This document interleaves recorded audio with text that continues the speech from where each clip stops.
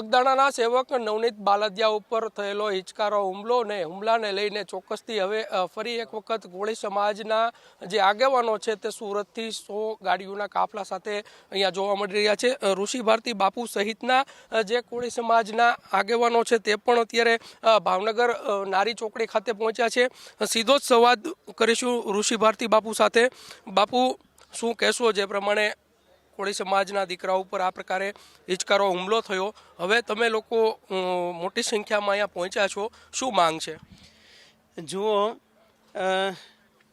ગુજરાતના કોળી સમાજના લગભગ 15 જેટલા ધારાસભ્યો, 3 MP, 2 મિનિસ્ટર, કેન્દ્રીય મિનિસ્ટર, આ બધા જ સરકારશ્રીને રજૂઆત કરે અને સીટની રચના થાય છતાં પણ પીડિત નવનીતભાઈને ન્યાય ન મળે ત્યારે સમાજના યુવા ચહેરાઓ છે એ જરૂર ક્રાંતિના માર્ગે આગળ વધતા હોય છે।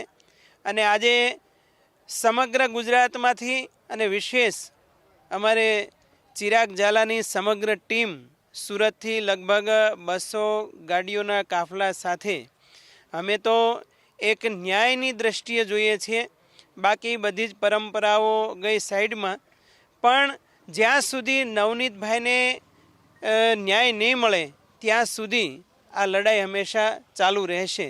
અને એના માટે મારી સાથે નાગપુરી બાપુ છે, એણે આજે પ્રતિજ્ઞા લીધી છે કે જ્યાં સુધી નવનીતભાઈને ન્યાય નહીં મળે ત્યાં સુધી હું પગમાં પાદુકા પણ નહીં પહેરીશ। તો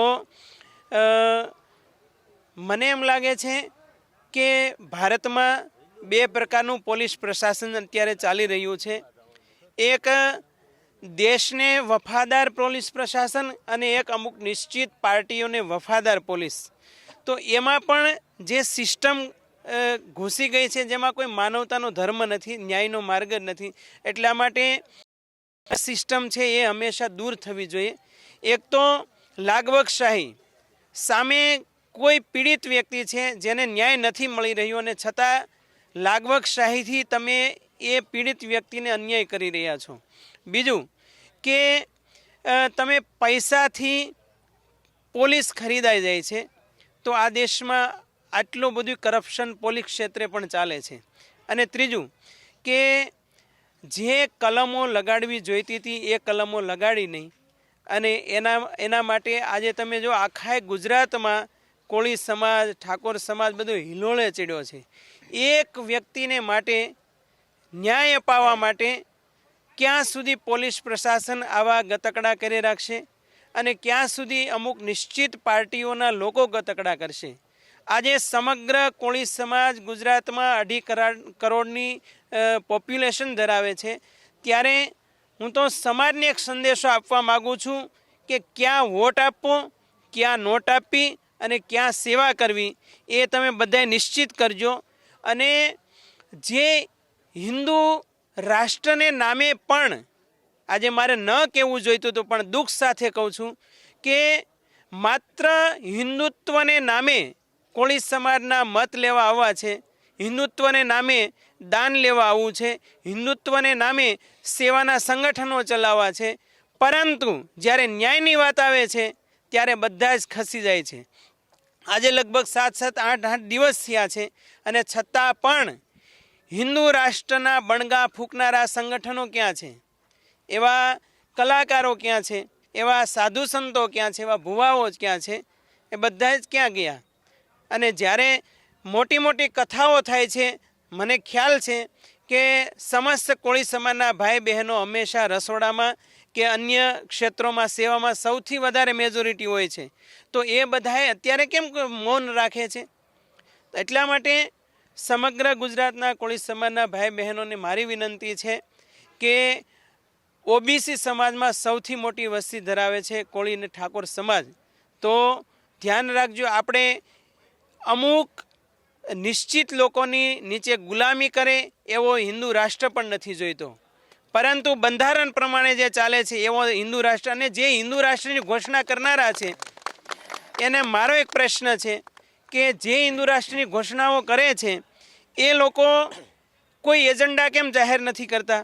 હિન્દુત્વના નામ ઉપર શું ઓબીસી એસટી એસસીને હજી આઝાદ ભારતમાં ને બંધારણ પ્રમાણે આ દેશ ચાલે છે, ત્યારે હજુ શું એને 3000 વર્ષ પૂર્વેની ગુલામી સિસ્ટમ દાખલ કરવી છે? તો આ દેશમાં અત્યારે નહીં ચાલે. બસ આટલું જ મારું કહેવાનું છે. સમાજ ની વાત કરીએ તો અત્યારે જે પ્રમાણે સમાજમાં સોશિયલ મીડિયા વોર ચાલી રહ્યો છે, સમાજને શું અપીલ કરશો આનાથી પર રહેવા માટે? જુઓ, આ લડાઈ કોઈ સમાજ વચ્ચેની લડાઈ છે જ નહીં. આ લડાઈ માત્ર ને માત્ર એક પીડિત વ્યક્તિને ન્યાય દેવા માટેની આ લડત છે. તમે વિડીયો તો જુઓ, મીડિયાવાળાને બધા મેં વિડીયો જ્યારે જોયો ને એનાથી ગમે એવો માણસ હોય, ભલભલો માણસ હોય એનું હૃદય દ્રવિત થઈ જાય. તો બેરહમીથી મારે છે, તમે જુઓ તો ખરા. અને એ વ્યક્તિ એમ કહે છે, નવનીતભાઈ, કે મારો શું વાંક છે, અને છતાં એ લુખ્ખા લોકોની તમે હિંમત તો જુઓ. એ વિડીયો કરીને પાછો અન્ય લોકોને દેખાડે છે. એ વિડીયાનું એનાલિસિસ હજી પણ નથી થયું, અને આટલી બધી ન્યાય માટે રાહ જોવી પડે. કોળી સમાજમાં કેટલી એવી ઘટનાઓ ઘટી છે, વારે વારે આ પ્રશ્ન આવે છે, સમાજને દોડવાનું, ન્યાય માટે ભીખ માગવાની, પરંતુ નહીં, હવે લિમિટ ક્રોસ થઈ રહી છે. અને એટલા માટે અમે સાધુ સંતો પણ આ બાબતમાં જો ન્યાય નહીં મળે તો સાધુ સંતો આજે 2 છે, કાલે 200 હશે, અને ભવિષ્યમાં એની સંખ્યા પણ વધશે.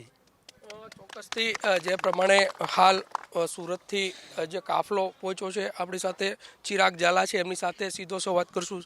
ચિરાગભાઈ, શું કહેશો? તમારા નેતૃત્વમાં મોટી સંખ્યામાં સુરતથી અહીંયા લોકો પહોંચ્યા છે, શું માંગ? આજે 7 દિવસ થઈ ગયા. એક નાટક મંડળીની જેમ ખરેખર ઘટનાનો ઉદ્ભવ ક્યાંથી થયો કે પોલીસ પ્રશાસનના અમુક અધિકારીઓએ બેદરકારી દાખવી, ત્યારથી આ વાતાવરણ ઉગ્ર બન્યું છે. જો પોલીસ પ્રશાસનના અધિકારીઓએ જો ફરજ ઉપર બેદરકારી દાખવી ના હોત તો આ વાતાવરણ બને જ નહીં. આ દેશ બંધારણથી ચાલે છે અને કાયદો બધા માટે સમાન છે.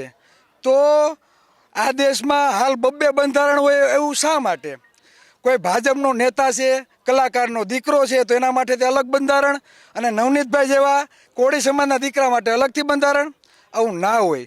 કાયદામાં જે પણ વ્યક્તિ હોય, જે પણ નાગરિક હોય, બધા માટે તે સમાન છે. પણ આજે આ વસ્તુ નથી. પોલીસ પ્રશાસનને કોઈ ટાઇટેનિક જહાજ બનાવવાનો કોન્ટ્રાક્ટ કેમ આપ્યો હોય, એમ વારંવાર દિવસો વધારે જાય છે.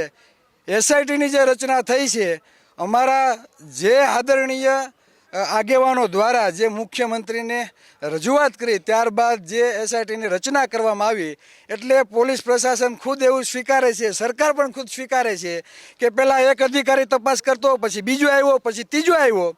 એનો મતલબ એ કે એસઆઈટીની રચના થઈ એટલે એ પહેલાંના જે અધિકારીઓએ ક્યાંક ને ક્યાંક ફરજ ઉપર બેદરકારી દાખવી છે. જો અજાણ્યા માણસો તમે લખ્યા છે, તો હું એમ કહેવા માંગુ છું કે જે અધિકારીએ બેદરકારી દાખી છે તેના ઉપર હજી ગુના કેમ દાખલ નથી થયા? આ તે કેવી સરકાર છે? આ તે કેવું પોલીસ તંત્ર છે? ખરેખર આ પોલીસ તંત્રનું કામ હોવું જોઈએ ન્યાયિક તપાસ કરી સાંજ પડે ત્યાં રિઝલ્ટ આપવાનું. વિડીયો સામે છે, ઓડિયો સામે છે. જયરાજ નામના વ્યક્તિ આરોપી ઉપર શંકા જાય છે, તો એટલું બધું ઢીલું કેમ?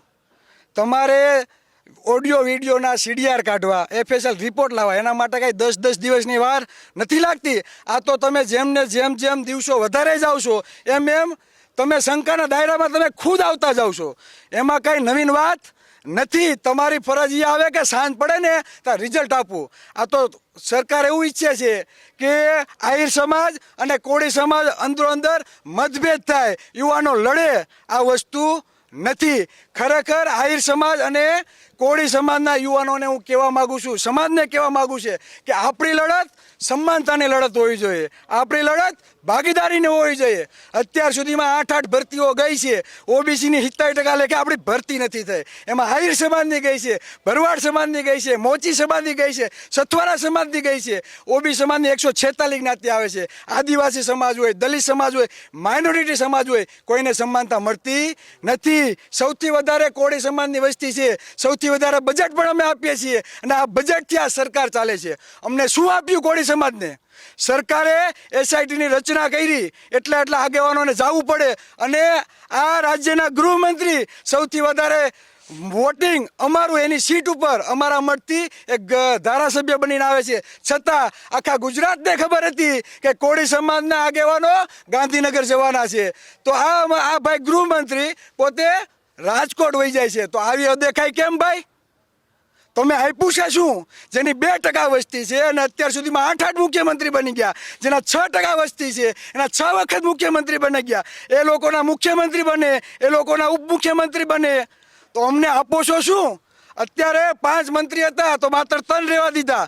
કોળી સમાજનો કોઈથી મુખ્યમંત્રી ગૃહમંત્રી બન્યો છે ખરા? કોળી સમાજની વાત જવા દો. ઓબીસી સમાજને પણ પ્રભુત્વ નથી આપવામાં આવ્યું. ઈડબ્લ્યુએસ ને 2000 કરોડ ઉપર ફાળવણી કરવામાં આવી, હજી 2000 કરોડ આપે અમને કાંઈ વાંધો નથી, પણ અમે બજેટ ચૂકવીએ છીએ, અમને શું આપે છે?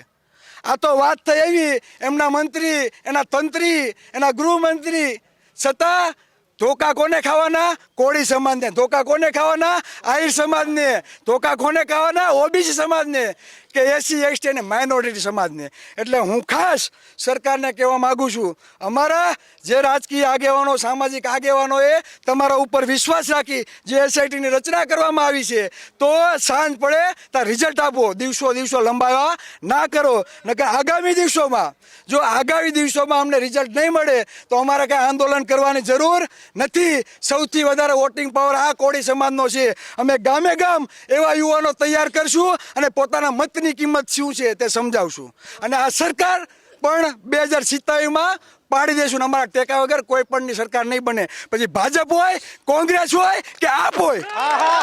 ચોક્કસથી કહી શકાય કે જે પ્રમાણે હાલ જે કોળી સમાજના આગેવાનો છે તે અહીંયા પહોંચ્યા છે.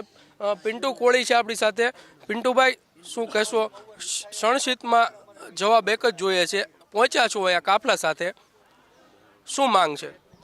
અમારી માત્ર એક માંગ છે કે જે લુખ્ખા જયરાજ દ્વારા જે અમારા સમાજના નવનીતભાઈને ઢોર મારવામાં આવ્યો છે એના ગુંડા દ્વારા, એની ઉપર કાયદેસરની કાર્યવાહી થાય અને એનો જાહેરની અંદર વરઘોડો કાઢવામાં આવે. બસ અમારી એક જ માંગ છે, બીજી કોઈ જ માંગ નથી.